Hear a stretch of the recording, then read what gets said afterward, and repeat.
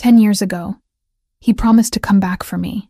Tonight, he found me bleeding in an alley with a gun to my head and claimed me like I'd never been lost. My body screamed for rest as I pushed through the service entrance of the Blackwell Financial Tower. 2 a.m, and the city felt like a graveyard with skyscrapers for tombstones. I'd spent the last 6 hours on my hands and knees scrubbing office floors that would be dirty again by noon, all for $13 an hour that barely kept me and Megan afloat. The plastic grocery bags cut into my palms as I started the familiar trek home. Discount bread from the bakery's day-old bin. Generic ibuprofen because the name brand was $3 more. Megan's medication, the cheap alternative that didn't work as well but was all I could afford. Every item in these bags represented a calculation, a sacrifice, a choice between bad and worse. The financial district emptied out hours ago, leaving behind only shadows and the occasional homeless person huddled in doorways. I kept my head down and my pace quick. 40 minutes on foot instead of taking the bus saved me $4.50 each way. $9 a day. $63 a week. That was 2 doses of Megan's medication. The math was simple, brutal, and inescapable. Light drizzle started halfway through my walk, the kind that doesn't seem like much until you realize you're soaked through. My threadbare jacket offered about as much protection as tissue paper. The cold seeped into my bones, joining the permanent ache that lived there now. 26 years old, and I felt ancient, used up, hollowed out by years of just surviving. I was passing the mouth of an alley between 2 shuttered warehouses when I heard voices. Male. Aggressive. The kind of tones that made smart women cross the street and walk faster. But crossing meant adding 5 minutes to my route, and my feet were already bleeding in these shoes with the worn-through soles. 48 hours. That's what I said last time. My stomach dropped. I recognized that voice. Victor, one of the Russian enforcers who worked for the Sokolov organization, the people who owned my dead husband's debts. Who owned me, essentially, until I paid back $85,000 I'd never borrowed. I tried to slip past unnoticed, but Victor's eyes found me like a predator spotting prey. Lauren Vasquez. He stepped out of the alley, and I could smell the vodka on him from 6 feet away. 2 other men flanked him, both built like refrigerators. Funny seeing you here. Saves me a trip to that shithole apartment of yours. My fingers tightened on the grocery bags. I told you last week. I need more time. My sister is sick. I'm working double shifts. Your sister. Victor's laugh was ugly. Yeah, I know about little Megan. 18, right? Sick girl. Be a shame if something happened to make her sicker. Ice flooded my veins. Don't you dare! He closed the distance between us in 2 strides and grabbed my arm hard enough to leave bruises. 48 hours, or we come collect. And maybe we don't just take you. Maybe we take her too. Pretty girls fetch good money, even sick ones. The grocery bags fell from my numb fingers. This was it. This was how I died. Or worse, in an alley at 2 a.m, killed by debts from a man I'd been forced to marry, a man I'd hated every day of our mercifully short union. Headlights cut through the drizzle like twin blades. A vehicle approached with predatory silence. A black SUV that screamed money and danger in equal measure. It stopped at the curb, engine purring like a satisfied cat. The back door opened. A man stepped out. Even in the dim streetlight, even through the light rain, I could tell this wasn't someone you ignored. Tall, easily 6'3", with shoulders that spoke of violence held in check. His suit probably cost more than I made in 6 months. Perfectly tailored charcoal fabric that somehow remained pristine despite the weather. 3 other men emerged with him, all carrying themselves with the same controlled menace. Let her go. The words came with an accent I couldn't place. Not Russian. Italian, maybe. The voice was quiet, controlled, but it carried absolute authority. Victor's grip on my arm loosened slightly. He recognized something in this man, something that made him hesitate. This doesn't concern you. Private business. I'm making it my business. And the man moved closer, and more details resolved in the weak light. Dark hair slicked back from a face all sharp angles and harder edges. Who do you work for? Nikolai Sokolov. Victor's voice had lost some of its swagger. Who the hell are you? Gabrielle Fioraldi. The name dropped between them like a blade. Her debt now belongs to me. Consider it paid in full as of this moment. Fioraldi. The name meant nothing to me, but it clearly meant something to Victor. The Russian released my arm completely, taking a full step back. Boss Sokolov won't like this. That debt is ours by right. Boss Sokolov can take it up with me directly if he has an issue. Gabriel's tone hadn't changed. Still quiet, still controlled. Somehow, that made him more terrifying. Now leave. Before I decide I don't like how you were touching her. Victor looked at me, then at Gabriel, clearly calculating his chances. Whatever math he did, it came up short. He and his men retreated toward a car I hadn't noticed parked further down the street, throwing looks over their shoulders like dogs expecting to be kicked. I stood frozen as their engine started and they peeled away into the night. The drizzle continued to fall, soaking through my jacket, plastering my hair to my skull. My grocery bags lay scattered on the wet pavement. Bread probably ruined. Gabriel moved into my line of sight, studying me with an intensity that made my skin prickle. Up close, the dim light revealed more. A scar running vertically down his chin, another cutting through his left eyebrow. His nose had been broken at least once and healed crooked. These weren't decorative scars. They were the map of a violent life. You've been working at the Blackwell Tower for 8 months. He spoke like he was commenting on the weather. Night shift, 6 days a week. You walk home to save bus fare. Stop at Garcia's Market every Tuesday for groceries. Your sister Megan has appointments at County Medical every Friday. Horror crawled up my spine. How do you know that? I've been watching you for a week. Ever since I found you through your sister's hospital records. He tilted his head slightly. You don't recognize me, do you? Something in his voice made me actually look at him. Not as a threat. Not as another man trying to hurt me, but as a person. Those eyes. Dark brown, almost black, with an intensity that seemed to see straight through every wall I'd built around myself over the past decade. Those eyes. I knew those eyes. The grocery bag slipped from my nerveless fingers. No, you're dead. You have to be dead. Lauren Mitchell. He said my maiden name, the one I hadn't used since I'd been forced to marry Tommy Vasquez 2 years ago. Not Lauren Vasquez. Never really his, were you? Gabriel. Gabriel Fioraldi. The boy who'd protected me when we were teenagers growing up in the same hellhole housing project. The boy who'd kissed me on a rooftop and promised to come back for me when he was strong enough. The boy whose entire family had been slaughtered in front of him 10 years ago. Who disappeared into the night, bleeding from a dozen wounds. Who I'd hidden for 5 days in an abandoned basement and then never saw again. The boy I'd loved. The boy who'd broken my heart by leaving me behind. All the rage, all the pain, all the exhaustion and fear and desperation of the past decade crystallized into white-hot fury. You son of a bitch. Something flickered in his expression. Surprise, maybe. I can explain. Explain? My voice rose, echoing off the warehouse walls. You disappeared 10 years ago. No word, no message, nothing.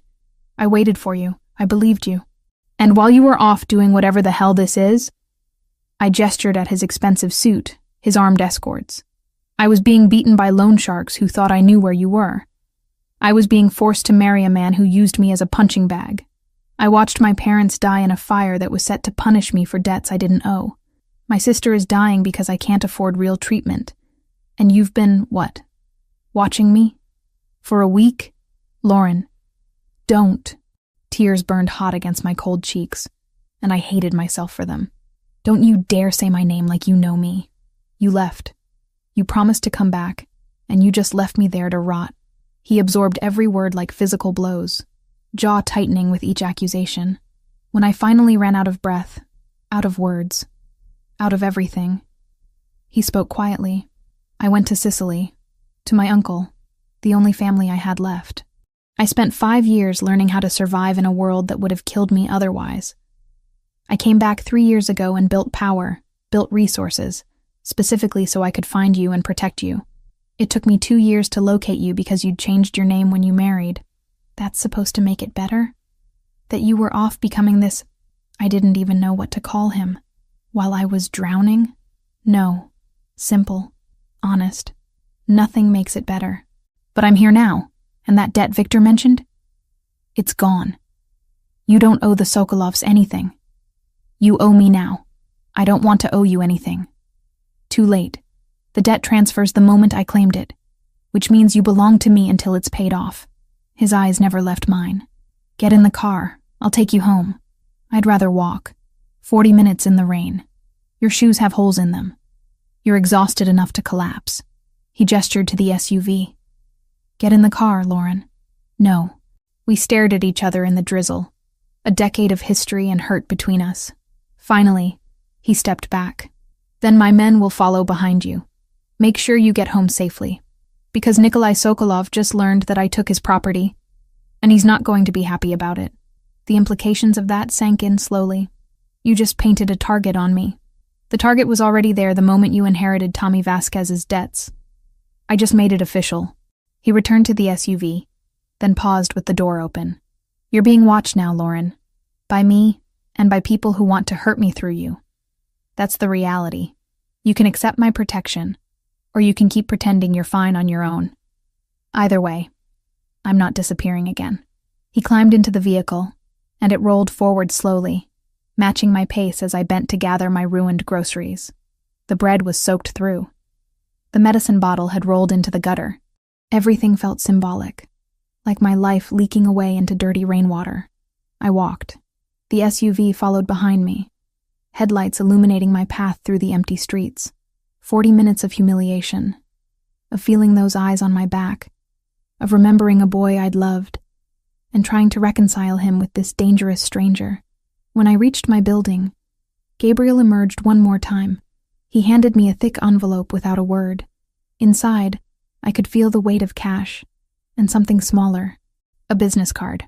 First installment. His voice was soft. This isn't over, Lauren. It's barely begun. The SUV pulled away, leaving me standing in the rain with more money than I'd seen in years, and the ghost of a promise I'd stopped believing in a long time ago.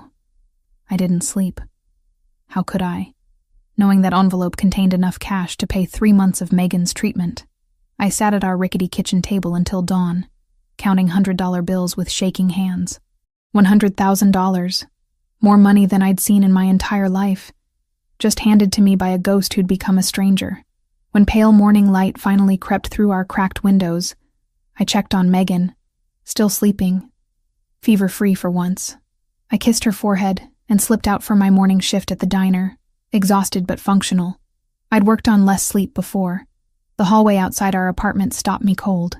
2 men in dark suits stood stationed like sentries, one on each side of our door. They straightened when they saw me, hands moving instinctively toward jacket interiors. Mrs. Vasquez. The taller one nodded respectfully. We're here to ensure your safety. I didn't ask for guards. Mr. Fioraldi insists. Of course he did. I pushed past them, taking the stairs because waiting for the elevator meant more time under their watchful eyes. They followed at a discreet distance, shadows I couldn't shake. The black SUV from last night sat parked across from the diner when I arrived for my shift. Different vehicle, same message. I was being watched, controlled, owned by a man who thought throwing money at me erased a decade of abandonment. My hands trembled as I poured coffee, took orders, delivered plates of greasy food to customers who barely looked at me. Every time the door opened, I flinched. Every time a car passed, I checked if it was his. The other waitress, Maria, kept asking if I was okay. I lied and said I was fine. The lunch rush ended. I collected my tips, $43.60, and headed home, those damn guards trailing behind me like well-dressed shadows. I climbed the stairs to our apartment, keys already in hand. The door was unlocked. Ice flooded my veins. I'd locked it.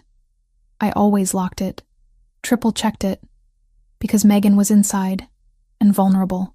I burst through, ready to fight or scream or both. Gabriel sat on my threadbare couch like he owned it. Megan was awake, propped up with pillows, talking to him animatedly about some book he'd apparently brought her. She looked happier than I'd seen her in months. "Lauren," she beamed at me.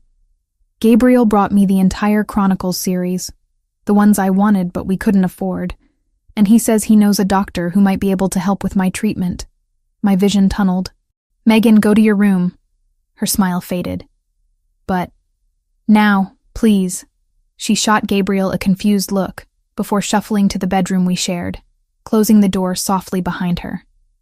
The moment the latch clicked, I rounded on him. How dare you break into my apartment? Gabriel remained seated, infuriatingly calm. I didn't break in. The landlord let me in. You bribed my landlord?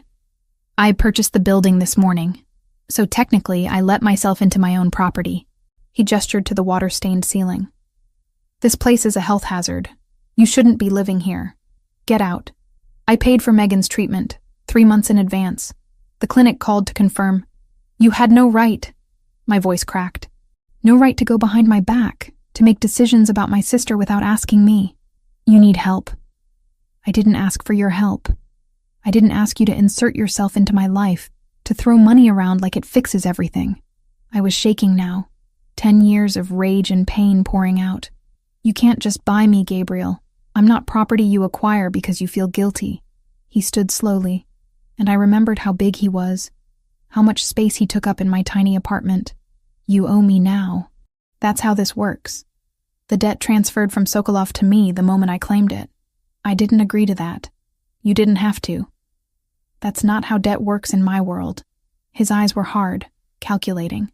You belong to me until it's paid off. So yes, I can make decisions about your living situation, your sister's treatment, your safety, because you're mine now. The possessiveness in his voice sent shivers down my spine.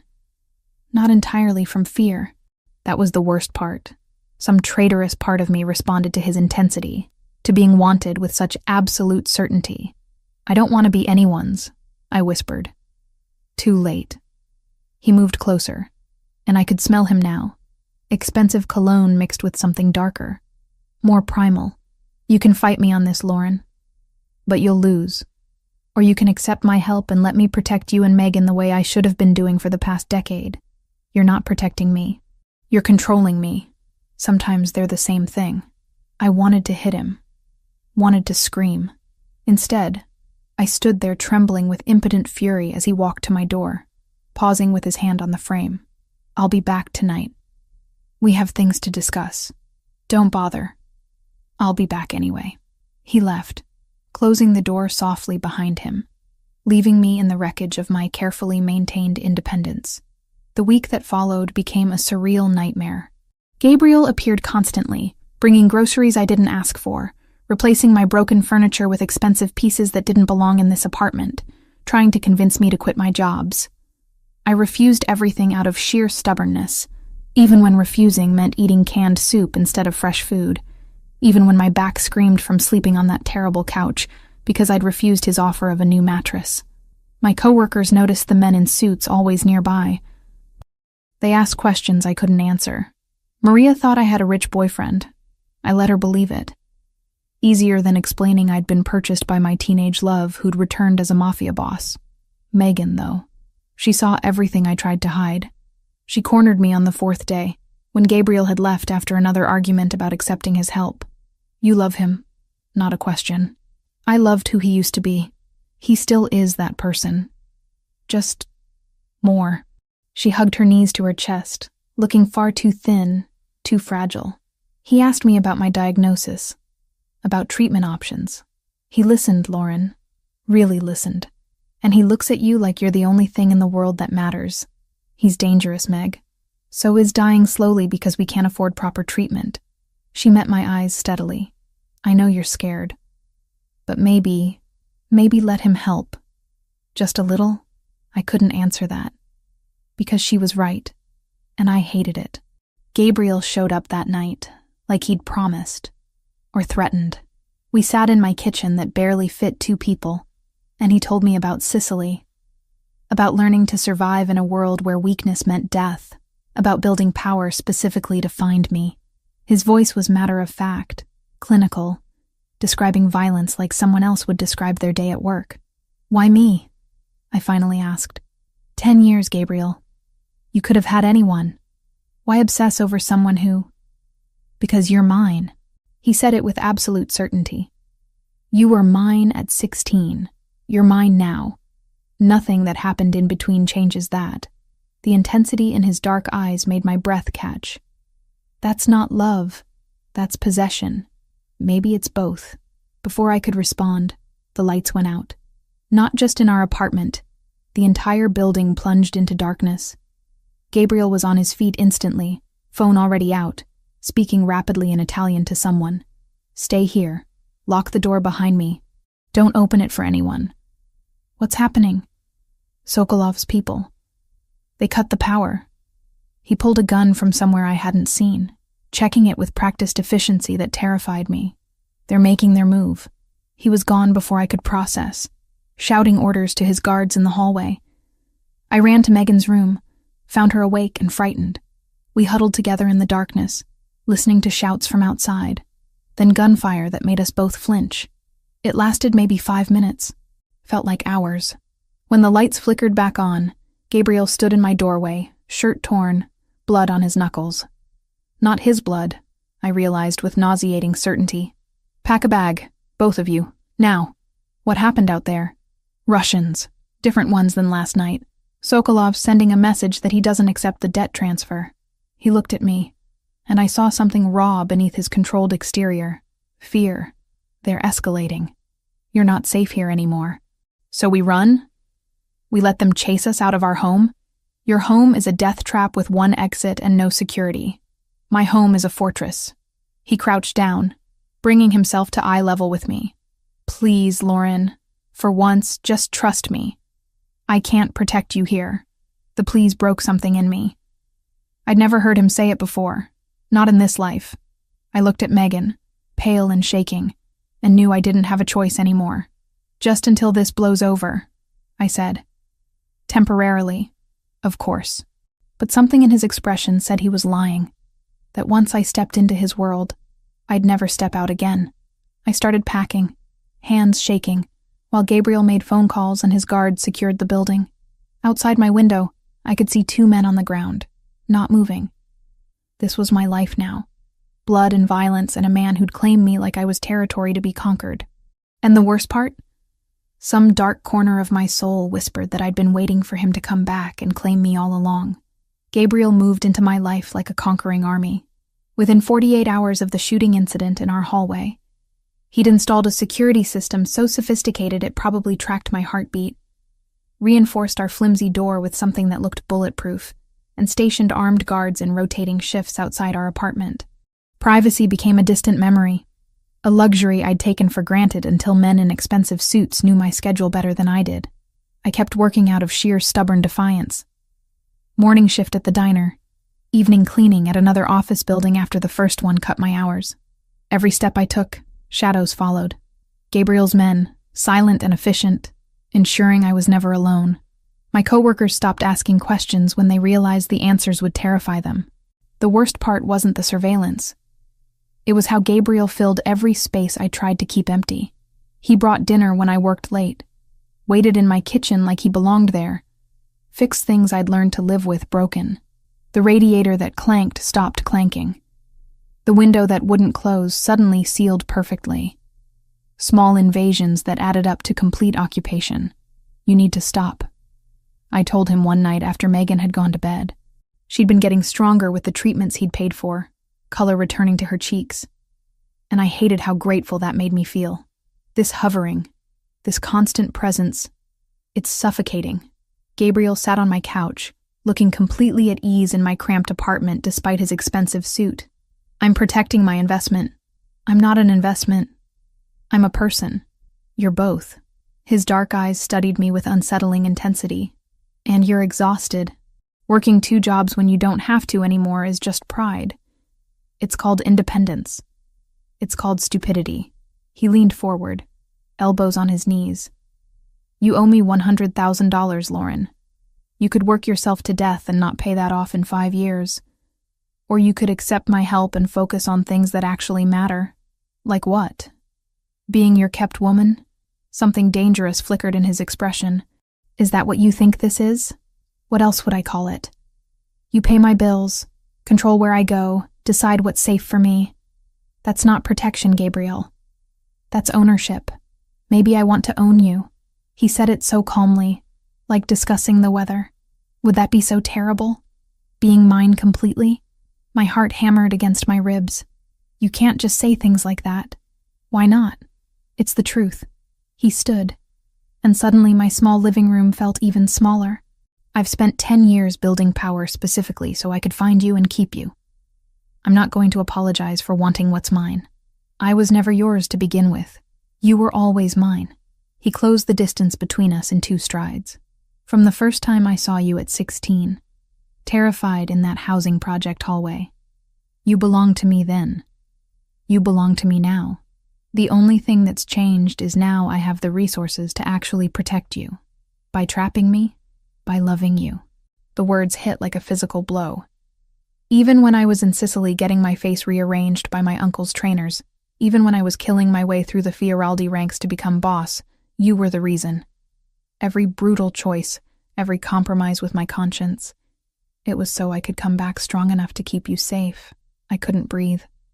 Couldn't think past the raw honesty in his voice. You don't know me anymore. Then let me learn. His hand came up slowly, giving me time to pull away. I didn't. His fingers traced my jaw with surprising gentleness. Tell me about the last 10 years. Tell me everything I missed. So I did. Maybe because I was tired of carrying it alone. Maybe because some part of me had been waiting a decade to make him understand the cost of his absence. I told him about the loan sharks who'd beaten me bloody looking for him. About being forced to marry Tommy Vasquez, 8 months after my parents died, in a fire that was meant as punishment for debts I didn't owe.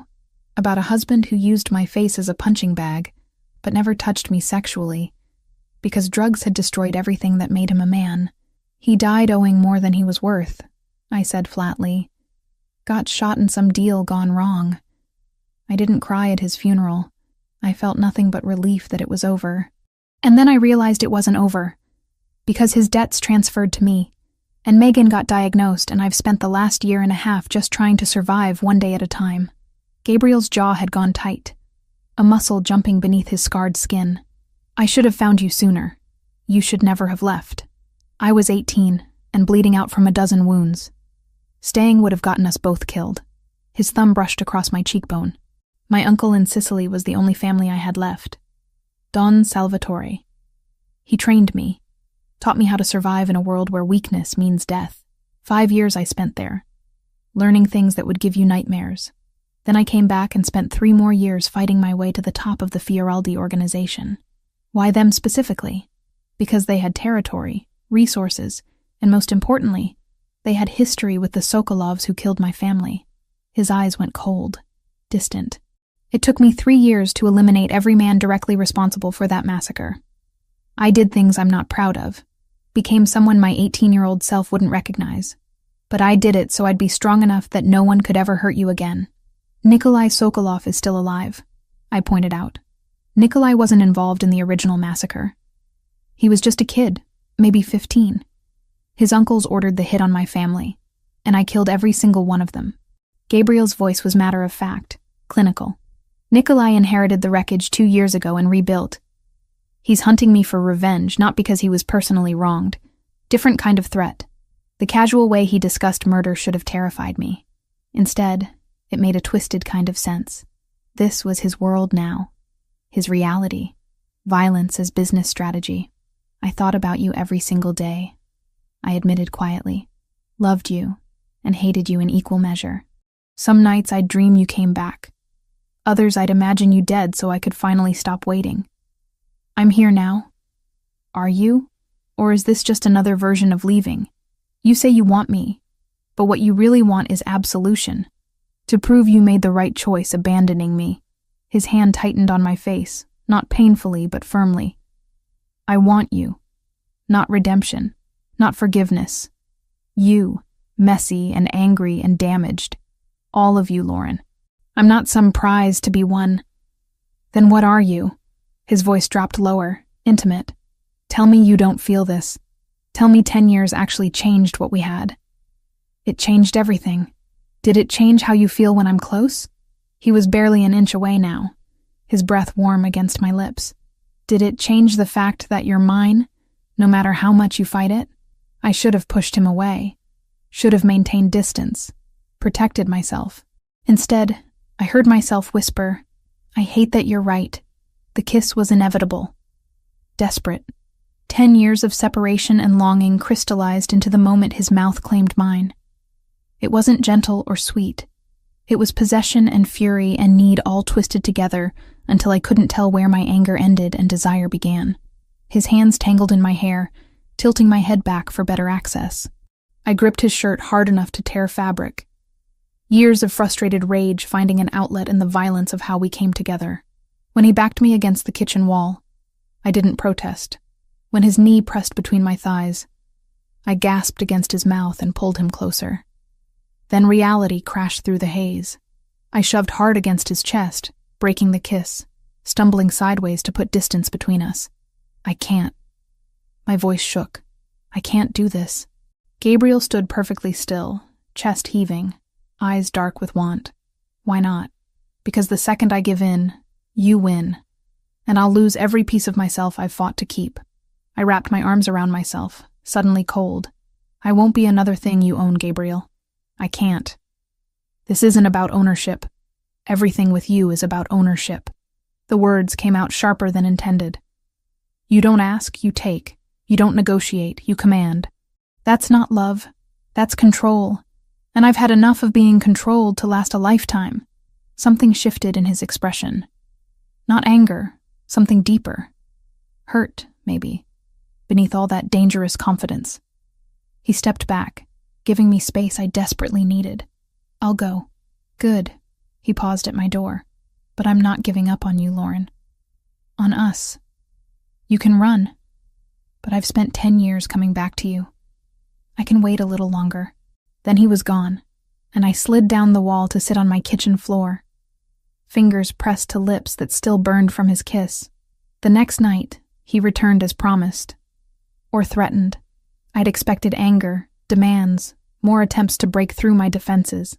Instead, I found him asleep on my terrible couch, too tall to fit properly. Head bent at an angle that would leave his neck screaming. He still wore his suit from earlier, though he'd removed his jacket and shoulder holster. The vulnerability of seeing him like that, this dangerous man who commanded armies of criminals, reduced to cramped discomfort rather than leave me unprotected, cracked something inside my chest. I grabbed a blanket and draped it over him carefully. He stirred but didn't wake, and I retreated to the bedroom I shared with Megan before I could do something stupid like smooth the hair from his forehead. Morning brought news that shattered our fragile peace. The diner where I'd worked mornings had burned down overnight. Arson, the fire inspector said. Accelerant poured through the mail slot, flames spreading fast enough that if anyone had been inside, they wouldn't have survived.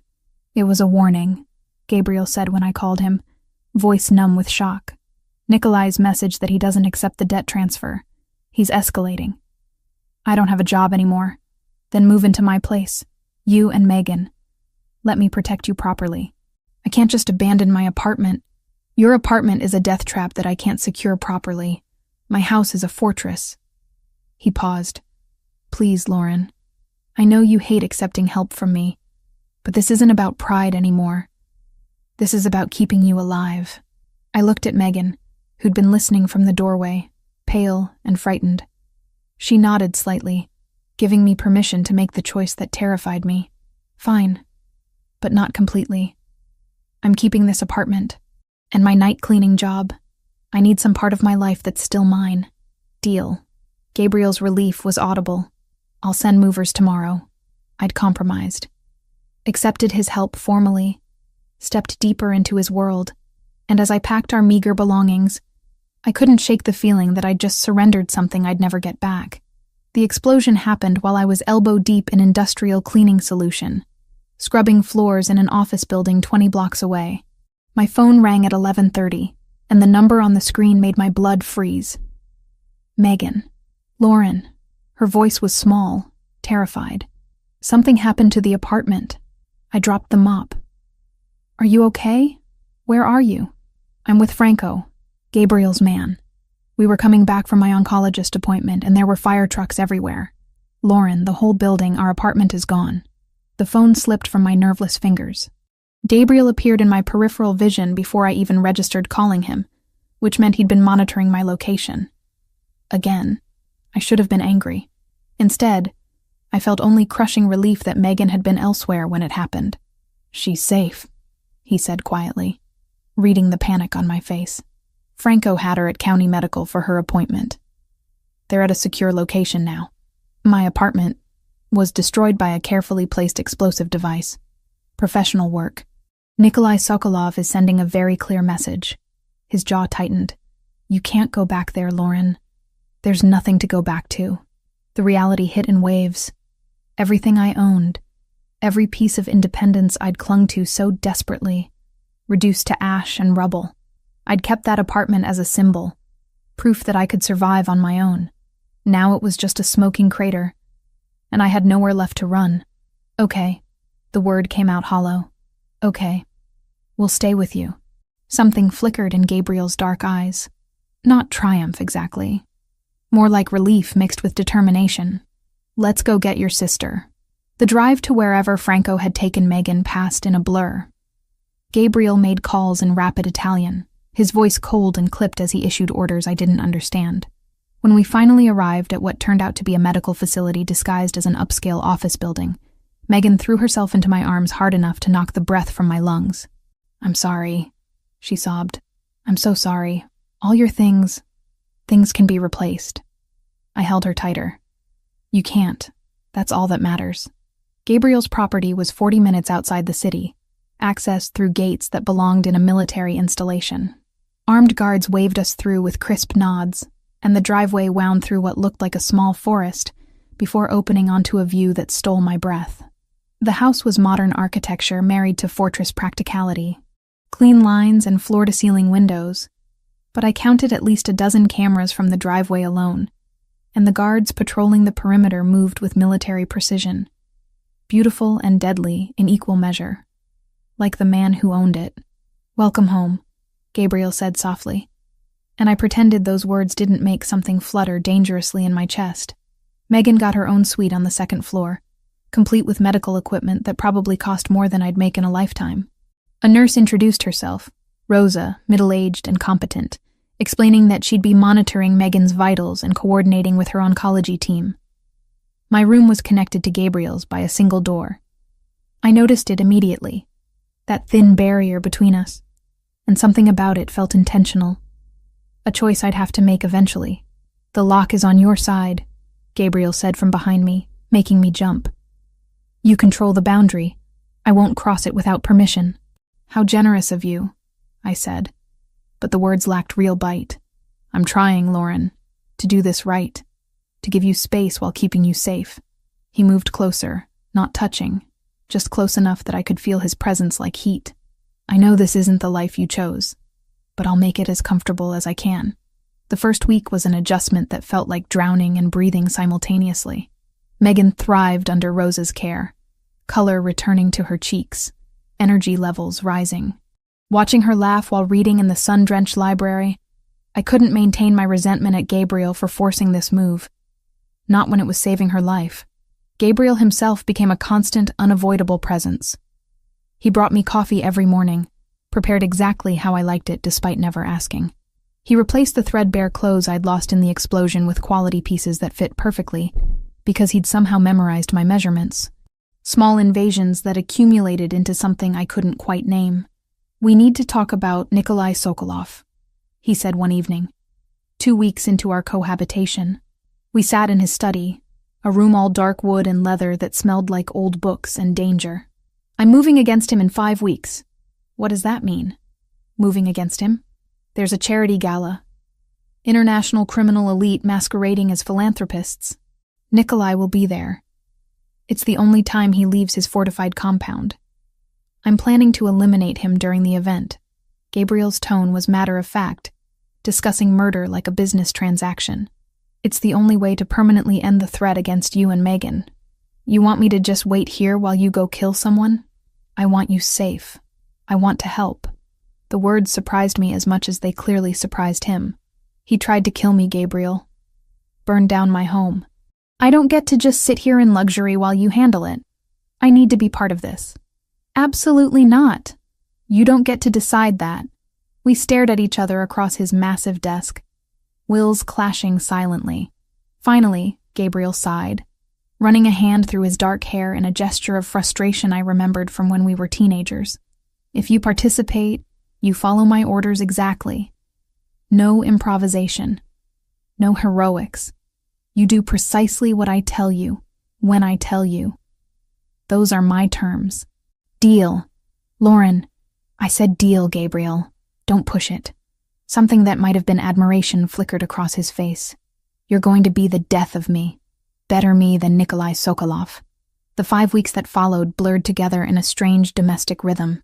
Gabriel trained his security team in the mornings, movements precise and lethal as he demonstrated techniques I tried not to find attractive.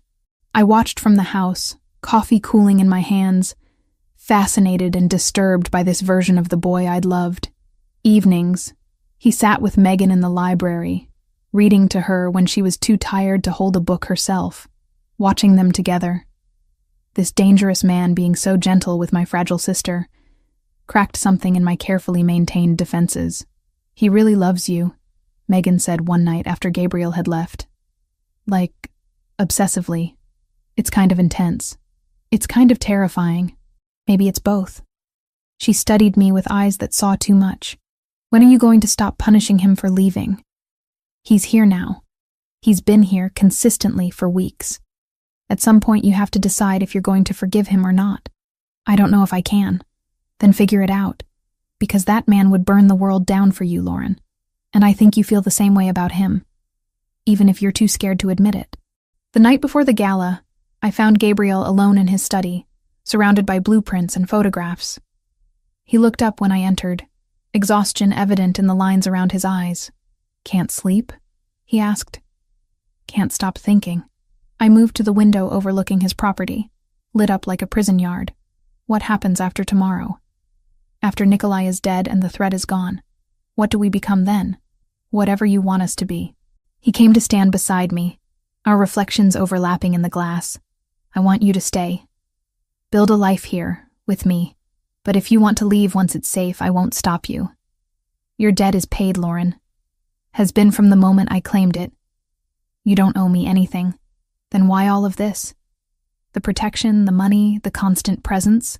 Because I'm selfish. Because I've spent 10 years becoming powerful enough to keep you. And now that I have you here, I don't want to let go. His voice dropped lower, intimate. But I will. If that's what you need. Your happiness matters more than my wants. I turned to face him fully, and the space between us felt charged, inevitable. What if I don't know what I want? Then let me show you what we could have. His hand came up slowly, cupping my face with surprising gentleness. No pressure, no demands. Just us. Seeing if what we had at 16 can exist now that we're who we've become. We're not the same people. No, we're better. Stronger. We've survived things that should have broken us. His thumb traced my cheekbone. Maybe we're finally strong enough to survive each other. The kiss was different from the violent collision in my apartment kitchen. This was slow, deliberate. A question rather than a demand. I melted into it, into him. A decade of resistance crumbling under the tenderness and how he held me. When he pulled back, his eyes searched mine. Stay with me tonight. Not because you owe me. Not because you're scared. Because you want to. I should have said no. Should have maintained boundaries. Protected myself. Instead, I took his hand and let him lead me through that connecting door I'd kept locked for weeks. What happened in his room was tender and intense. Years of longing crystallized into touch and whispered confessions. He treated me like something precious, taking his time, learning what made me gasp and arch against him. And when he finally moved inside me, it felt like coming home to a place I'd been searching for without knowing it existed. After, wrapped in his arms with my head on his chest, he whispered something in Italian against my hair. I didn't understand the words, but the meaning was clear in how he held me, like letting go might kill him. What did you say? I murmured, half asleep. That I've spent 10 years finding my way back to you, and I'm never leaving again. I should have been scared by the intensity of that promise. Instead, I just held him tighter and let myself believe, for the first time in a decade, that maybe I didn't have to face everything alone anymore. The ballroom of the Grandmont Hotel dripped wealth from every crystal chandelier. Women in gowns worth more than my former annual salary glided past servers like me, invisible in our crisp white shirts and black vests. The irony wasn't lost on me. 2 months ago, I'd been scrubbing floors. Now I was infiltrating criminal elite while carrying a vial of sedative in my pocket that could stop a man's heart if I miscalculated the dose. You remember the plan? Gabriel's voice came through the nearly invisible earpiece he'd insisted I wear. Drug the Russian. Get out. Let you handle the rest. I adjusted the champagne flutes on my tray, hands steadier than they had any right to be. I've got this. If anything feels wrong, I'll abort. We've been over this a dozen times. I spotted my target across the room, and my blood went cold despite my confident words. Nikolai Sokolov looked exactly like what he was. A predator in expensive clothing. Scars carved paths across his face like a roadmap of violence, and his eyes held the flat effect of someone who'd killed so often it no longer registered as remarkable. I'd studied his photograph for weeks. Seeing him in person was different. Worse. This man had tried to kill me, had burned down my home, and now stood sipping vodka while discussing philanthropy with other monsters wearing tuxedos. He's near the bar, I murmured, knowing Gabriel could hear me even if he couldn't respond while in his own meeting with the other bosses. I'm moving in. My heart hammered as I wove through the crowd with practiced invisibility. The vial felt like it weighed 1,000 pounds in my pocket. One chance. That's all we'd get. Nikolai traveled with a small army. But here at this gala, surrounded by other criminal elite who valued the pretense of civility, his guard was down. Marginally. I approached with my tray held at the perfect angle, a smile plastered on my face that didn't reach my eyes. Champagne, sir? Nikolai's gaze swept over me with the disinterest reserved for furniture. He selected a glass without truly seeing me, and relief flooded through my system. I'd worried he might somehow recognize me from photographs, but Gabriel had been right. Men like Nikolai didn't look at the help. I waited until he turned back to his conversation partner, then made my move. The vial's contents went into a fresh glass with practiced precision, invisible against the golden liquid. I approached again, this time from a different angle. Fresh champagne, sir? Your glass is nearly empty. This time he looked at me, really looked, and something in his flat eyes made my skin crawl. Thank you. He took the drugged glass, but didn't drink. Instead, he held it while continuing his conversation, and I forced myself to drift away naturally. Not rushing, just another server moving through the crowd. Minutes ticked by with agonizing slowness. I watched from across the room as Nikolai raised the glass to his lips, then paused, lowered it, said something to the man beside him, a bodyguard built like a tank, who laughed and accepted the champagne as if Nikolai was offering a gift. No, no, no, no. The bodyguard drank deeply. Nikolai selected a fresh glass from a passing server's tray. He knew. Somehow, impossibly, he knew. Gabriel, I whispered urgently into my earpiece. He switched drinks. The plan is compromised. I need to... A hand clamped around my upper arm with bruising force. Another server, except servers didn't move like trained killers. Mr. Sokolov would like a word. Quietly. I tried to pull away. His grip tightened until bones ground together.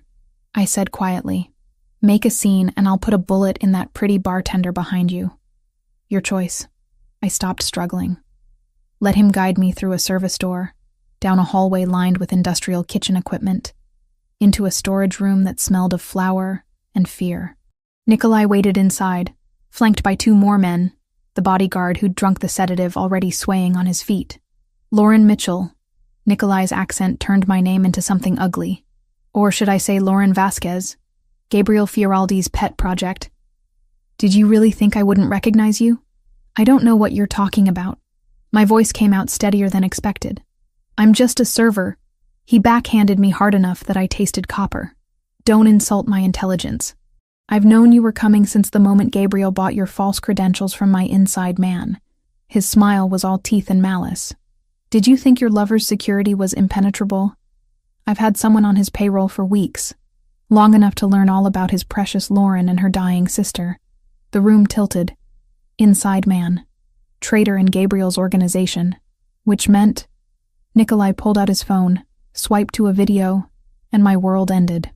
Megan, tied to a chair in what looked like an abandoned office, blood trickling from a cut on her forehead, terror written across her too thin face.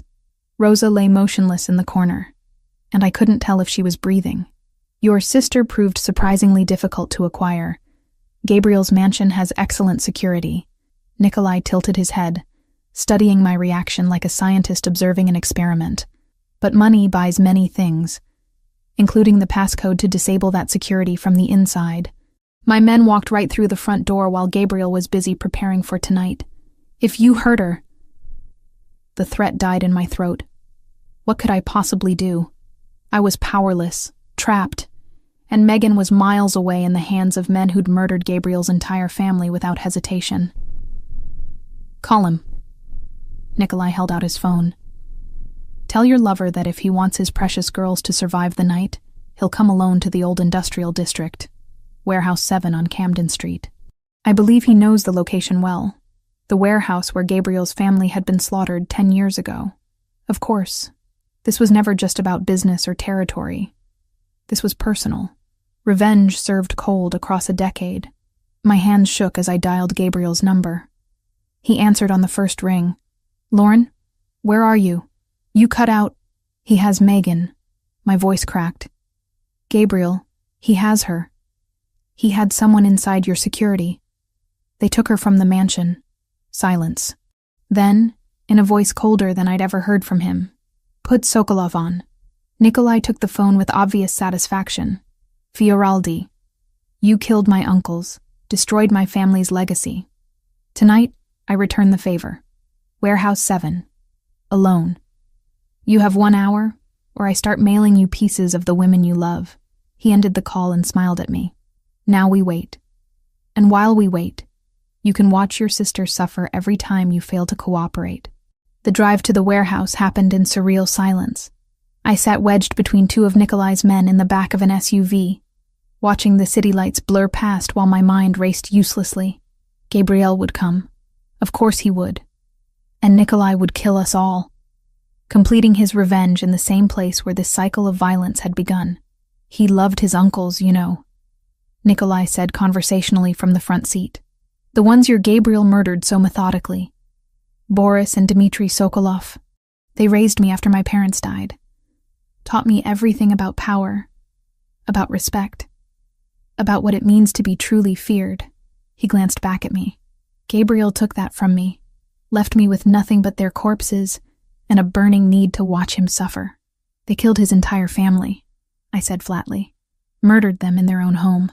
He was 18 years old. They were eliminating competition. Business. Nikolai shrugged. Gabriel made it personal by refusing to die with them. And then he spent years systematically destroying everything my uncles built. So yes, this is very personal. I'm going to kill you slowly. Make him watch. Then I'll kill the sister. Then, when he's completely broken, I'll put a bullet in his skull exactly where he shot my Uncle Boris. Poetic, no? The warehouse loomed ahead, a skeletal structure of rusted metal and broken windows. My last chance at escape was slipping away with every second. But even if I could run, I couldn't leave Megan. Couldn't abandon her the way I'd felt abandoned 10 years ago. Gabriel would come. That was the one certainty in this nightmare. He'd come because he'd spent a decade building power specifically to protect me. And he'd die before he let me face this alone. I just hoped he had a plan better than walking into an obvious trap and praying for the best. The SUV stopped. Rough hands hauled me out into cold night air that smelled of rust and old blood. Somewhere in that darkness, my sister was waiting. Somewhere closer, Gabriel was racing toward us with an army at his back. And somewhere in the space between hope and despair, I prayed we'd all survive until morning. They dragged me into the warehouse's skeletal remains, my feet catching on broken concrete and twisted metal. The space smelled like decay and old violence, and I understood why Nikolai had chosen it. This place was a grave already. Adding 3 more bodies would just be tradition. Megan sat tied to a chair in what had once been an office on the 2nd level, visible through shattered windows. Even from the ground floor, I could see the terror in her too pale face. The blood dried on her temple.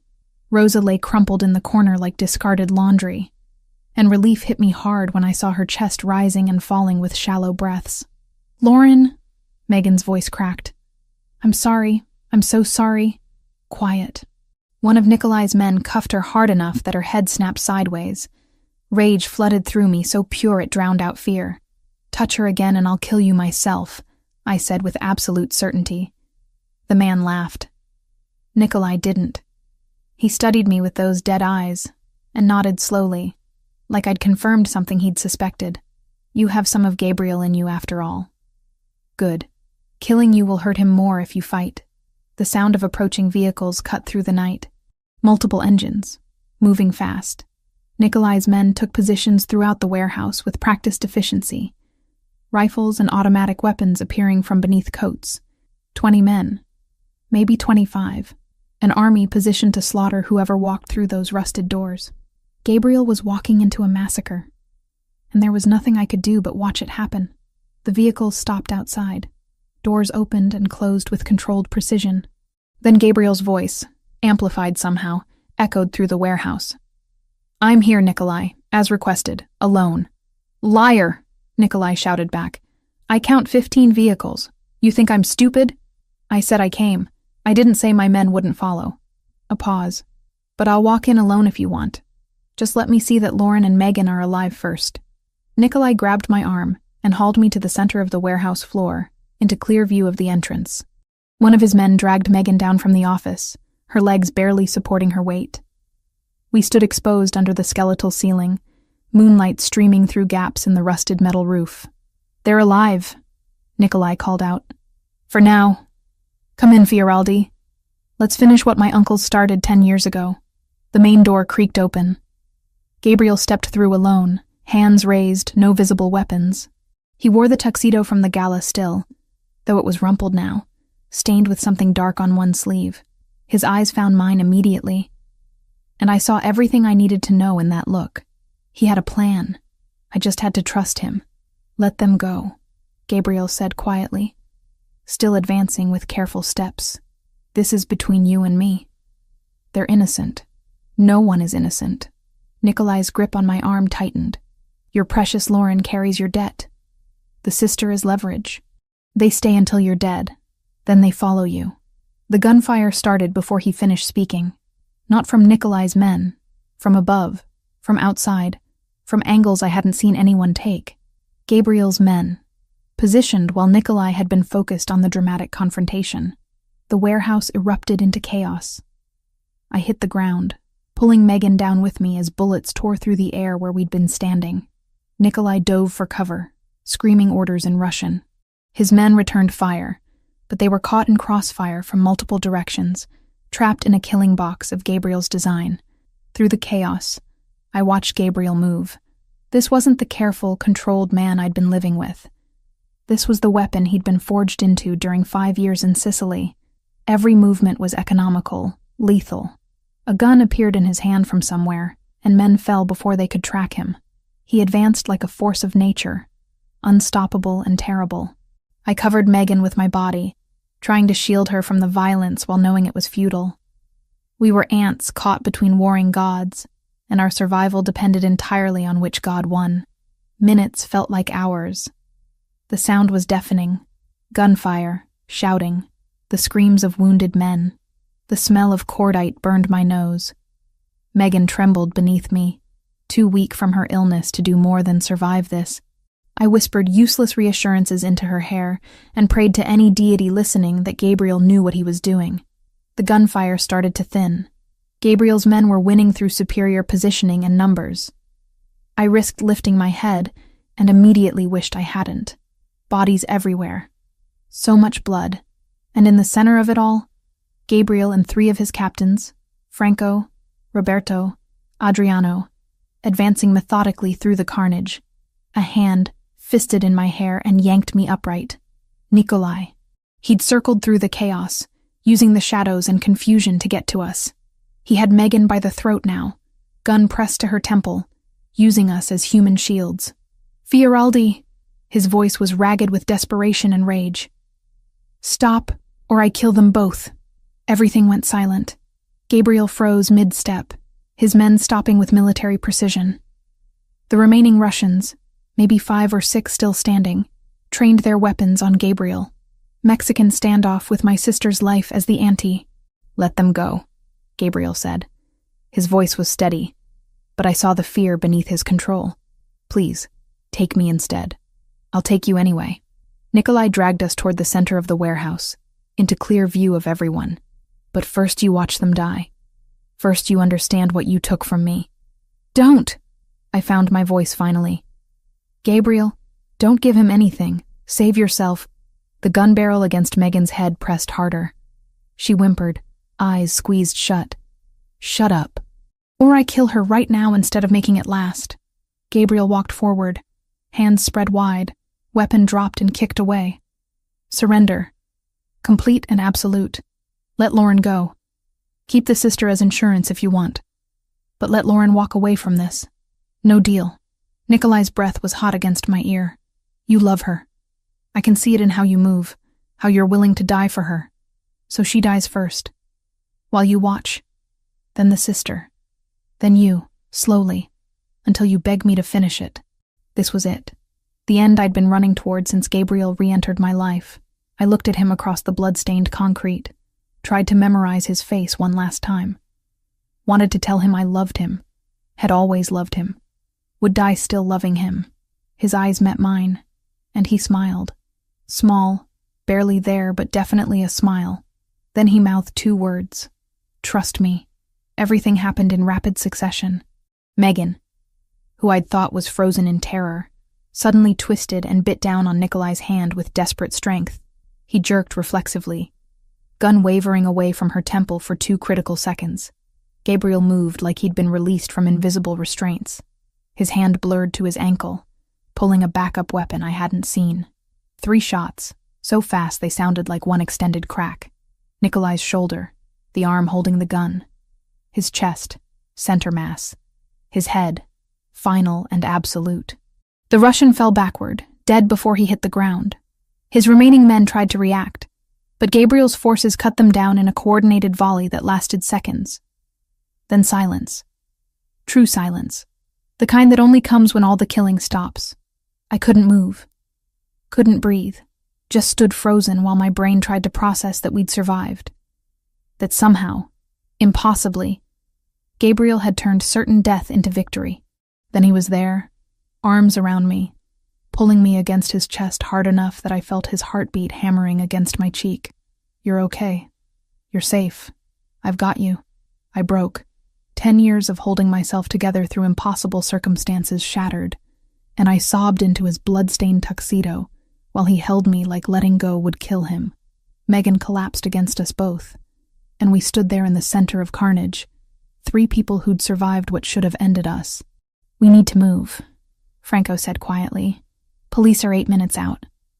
Medical van is outside for the girl." Gabriel scooped Megan up like she weighed nothing, carrying her toward the exit, while keeping one arm around me, refusing to let me stumble alone through the aftermath. The night air outside tasted impossibly sweet after the enclosed death of the warehouse. A medical vehicle waited as promised. Rosa was already inside, conscious now and demanding to know if Megan was safe. The reunion between nurse and patient made me cry harder, and I didn't even care anymore about maintaining composure. Gabriel gave orders in rapid Italian, coordinating our evacuation, while sirens grew louder in the distance. We transferred to an unmarked SUV and fled into the night, leaving behind bodies and questions for the police who served bosses in expensive suits rather than justice. The safe house was 40 minutes away. Megan received treatment from a doctor who didn't ask questions, stitches and fluids and sedatives to let her body rest from the trauma. Rosa hovered nearby, apologizing endlessly for not protecting her better. I couldn't find the words to tell her she'd done everything possible against impossible odds.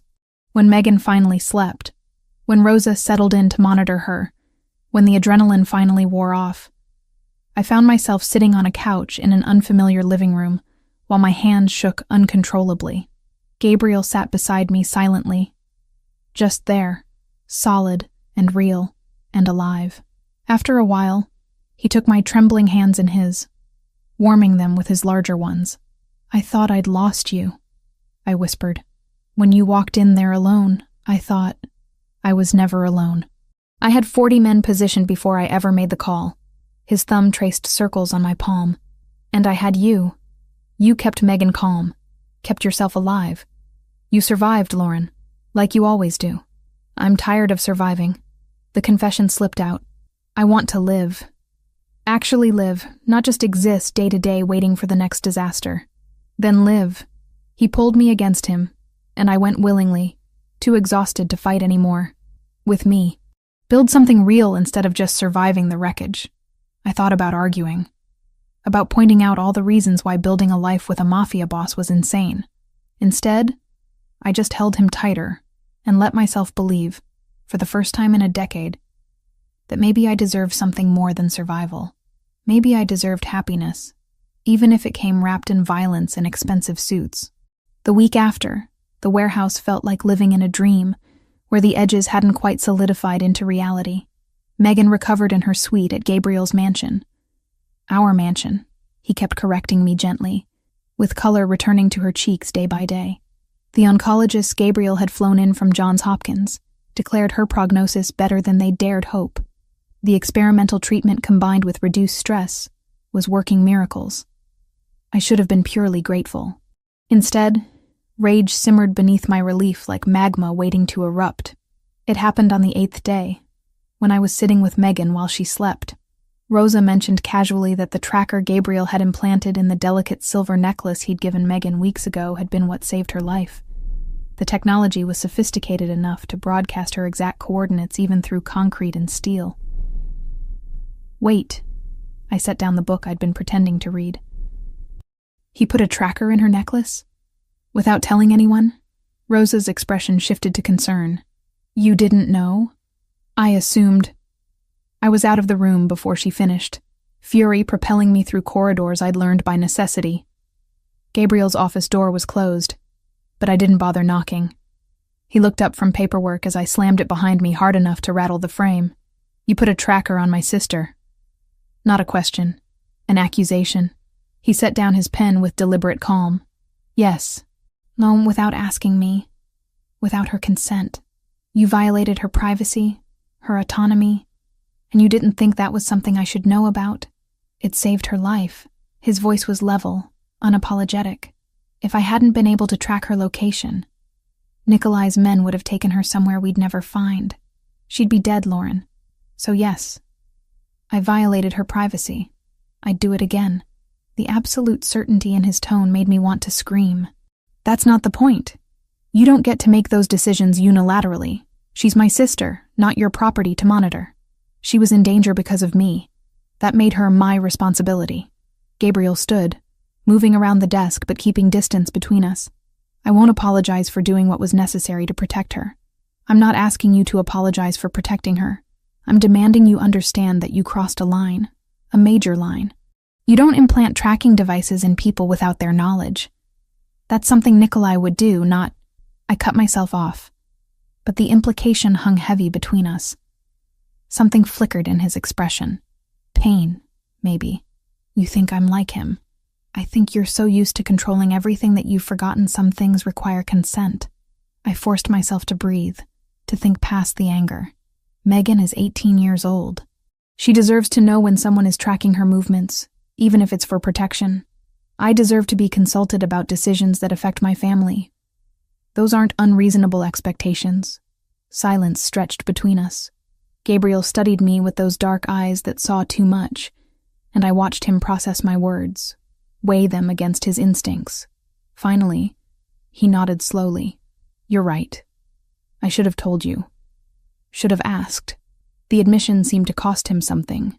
"I'm not good at relinquishing control. Spent too long building power specifically so I'd never be powerless again. But you're not my enemy, and Megan isn't my asset. You're both." He paused, searching for words. "You're the reason I built any of this. I lost sight of that." The sincerity in his voice deflated some of my anger. "Promise me. Future decisions involving Megan, involving me. You include us. We're partners in this, Gabriel, or we're nothing." partners. He tested the word like it was foreign. Then, surprisingly, he smiled. Small. Genuine. I can work with that. Though fair warning, it goes against every instinct I've honed for the past decade. Then develop new instincts. Demanding. I'm starting to understand why you survived when everyone else tried to break you. He moved closer, and I let him. Some of the tension bleeding out of the space between us. What else do you need from me? Tell me your terms, Lauren. I'll meet them if I can. So I did. We sat in his office as afternoon light faded to evening, and I laid out exactly what I needed to stay in this life with him. Complete transparency about his business dealings within reason. I didn't need details of every violence, but I needed to understand the general structure of his world. A voice in decisions that affected me and Megan directly. No more paternalistic protection where he made choices for my own good without consulting me. Gabriel listened without interrupting, occasionally asking clarifying questions. When I finished, he leaned back in his chair and studied me with something that looked like admiration. You're negotiating terms with a mafia boss like you're discussing a business contract. I learned from watching you. Everything has a price. Everything's negotiable, and clarity prevents misunderstandings. I met his gaze steadily. Are these terms you can accept? Yes, with one addition of my own. My stomach tightened. What addition? You tell me when I'm overstepping. Don't let resentment build. If I'm being controlling, call it out immediately. I can't fix problems I don't know exist. He leaned forward, elbows on his knees. I want this to work, Lauren. Actually work. Not just you tolerating my presence because you have nowhere else to go. The vulnerability in his admission cracked something in my chest. I'm not tolerating you. I'm trying to figure out how to love you without losing myself in the process. Do you? Love me still? I never stopped. That's the problem. I looked away, unable to hold his gaze while admitting this. I hated you for leaving, but I never stopped loving you. Even when I married Tommy, even during the worst parts, some pathetic part of me was still waiting for you to come back. Gabriel closed the distance between us, kneeling in front of my chair so we were eye level. I'm sorry. For leaving. For taking so long to find you. For every moment you suffered because I wasn't there. I'd change it if I could. Go back and make different choices. But I can't. All I can do is promise that I'm here now, and I'm not leaving again. Why did you? The question I'd been avoiding. Really. The truth, not the strategic explanation. He took a breath, and I watched him decide how honest to be. After the massacre, I was bleeding out in that basement where you'd hidden me. 18 years old, and watching my family's blood dry on my hands. I wanted to die, Lauren. Just close my eyes and stop existing. I hadn't expected that. What stopped you? You. The memory of you bringing me water, cleaning my wounds, whispering that I'd survive this. I realized if I died, you'd blame yourself, and if I stayed, weak and broken, they'd use you against me. The Sokolovs knew we were connected. That's why they'd tortured me instead of just killing me. To get information about you, about anyone I cared about. He looked down at his hands, scarred and deadly. My uncle in Sicily offered the only path forward. 5 years of brutality disguised as training. Learning to be harder than the hardest men, more ruthless than the ruthless, until I could build power that made me untouchable. Every time I wanted to reach out to you, I reminded myself that contacting you while I was still vulnerable would paint a target on your back. So I waited, and hated every day of waiting. You could have sent one letter, one message that you were alive. A message could be intercepted, could lead them to you. I couldn't risk it. His hands found mine, warm and solid. I know it wasn't fair. Know you deserved better than silence. But in that moment, keeping you alive mattered more than keeping you happy. The twisted logic of it made sense in the awful way that survival always made sense. I'd done terrible things to keep Megan alive, too. Married a man I despised. Worked until my body screamed. Made compromises with my conscience that still haunted me at night. I understand, I said finally. Rationally, I understand. Emotionally, I'm still angry about it. That's going to take time to resolve. I have time. As much as you need. He pressed his forehead to our joined hands. Just don't give up on us. Please. The please broke me. I pulled him closer, kissed him with all the love and rage and forgiveness I couldn't yet articulate. He responded with matching desperation. And we stayed like that until the light outside died completely, and darkness wrapped around us like a cocoon.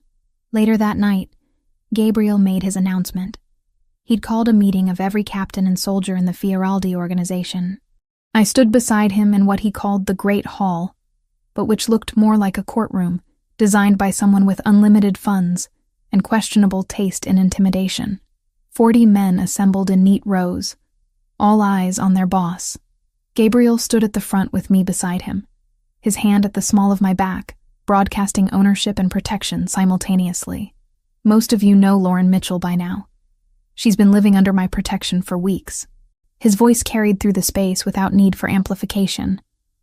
Effective immediately, she's more than a protected asset. She's mine. My woman. Anyone who threatens her threatens me directly. Anyone who harms her will die screaming. This is not negotiable.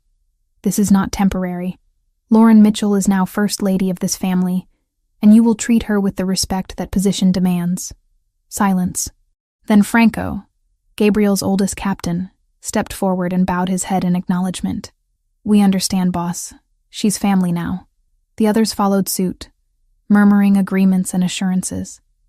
I stood there feeling exposed and strangely powerful, watching dangerous men swear loyalty to someone who'd been scrubbing their floors 2 months ago. After the meeting, back in the privacy of Gabriel's office, I finally let myself react. First Lady of the organization. That's a lot of pressure. You've been handling pressure your entire life. He poured 2 glasses of whiskey, handed me one. This just makes it official. What does it actually mean? Besides a fancy title? It means my enemies know hurting you would be the worst thing they could do to me. It means my allies will extend you courtesy and protection. It means you have authority within this organization second only to mine. He clinked his glass against mine. It means you're committed now, Lauren. All in. No going back. I should have been terrified. Instead, I felt something like relief. For the first time in a decade, I wasn't surviving alone. I had an army at my back, and a man who'd burn the world down before letting someone hurt me. Was it healthy? Probably not. Was it what I dreamed of at 16? Definitely not. But it was real, and solid, and mine. All in, I echoed, and drank deeply.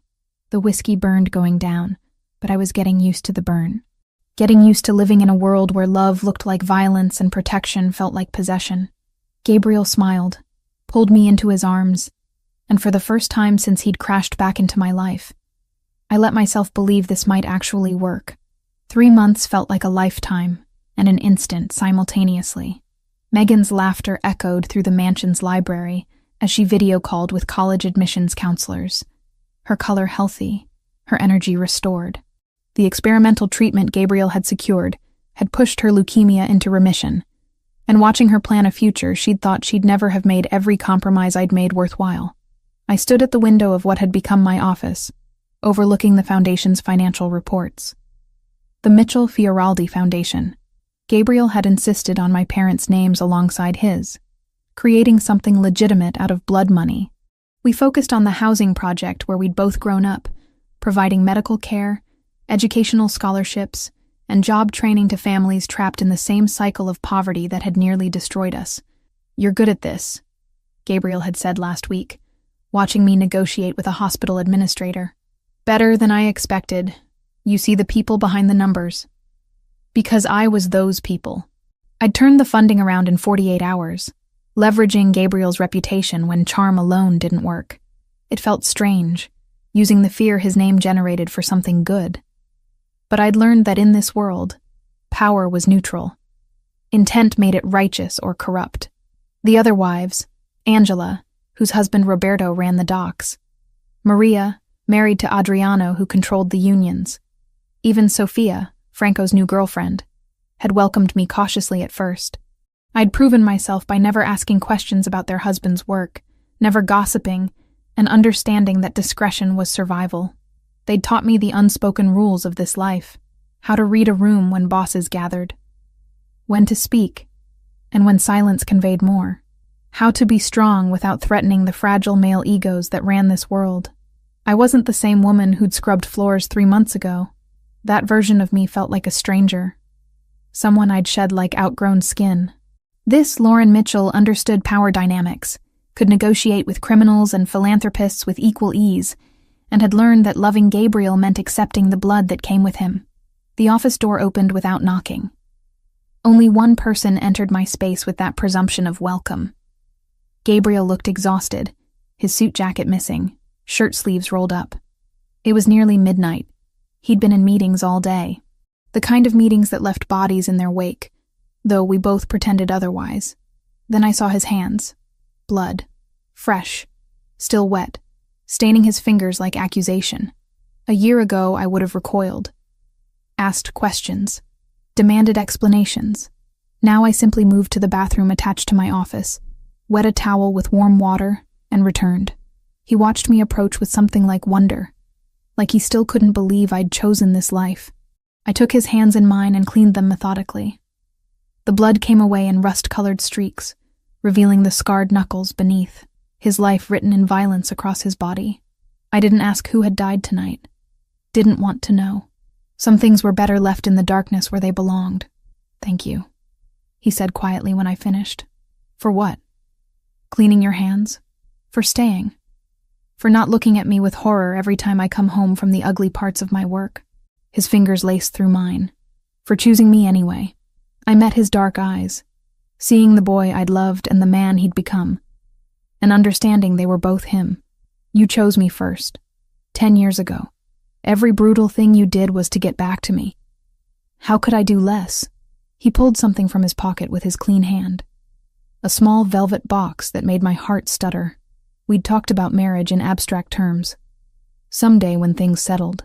But Gabriel's world never settled.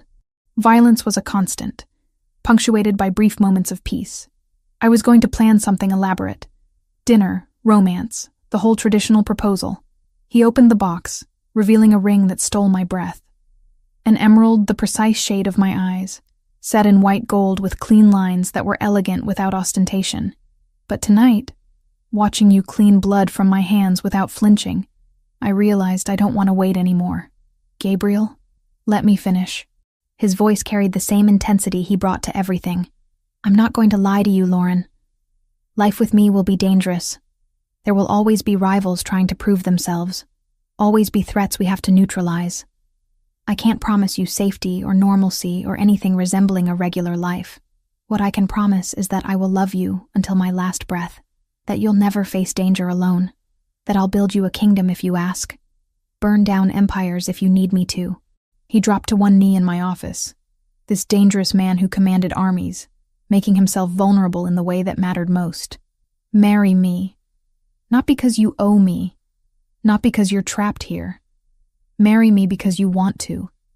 Because 10 years wasn't enough to kill what we have, and I need another 50 or 60 years to make up for the time I lost. Tears blurred my vision. I should have been thinking about the practical implications, the danger, the reality of becoming permanently tied to the mafia.